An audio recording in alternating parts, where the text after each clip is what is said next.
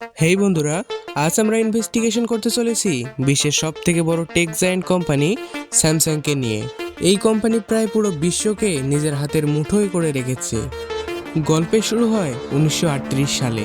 1 March এই স্যামসাংয়ের প্রতিষ্ঠা করে। মাত্র 25 টাকার পুঁজি এবং 40 জন কর্মচারী নিয়ে দক্ষিণ কোরিয়ার দেগুই শহরে লি ব্যান চুল তার কোম্পানির নাম দেন স্যামসাং, যার অর্থ কোরিয়ান ভাষায় 3 তারকা। তিনি এই ব্যবসার শুরুতে কিছু অতি সাধারণ কাজ করা শুরু করে, শুকনো মাছ, আটা, নুডলস ইত্যাদি পাঠাতো। ইলেকট্রনিক্স ডিভাইস হলো একটি সাদা কালো টিভি।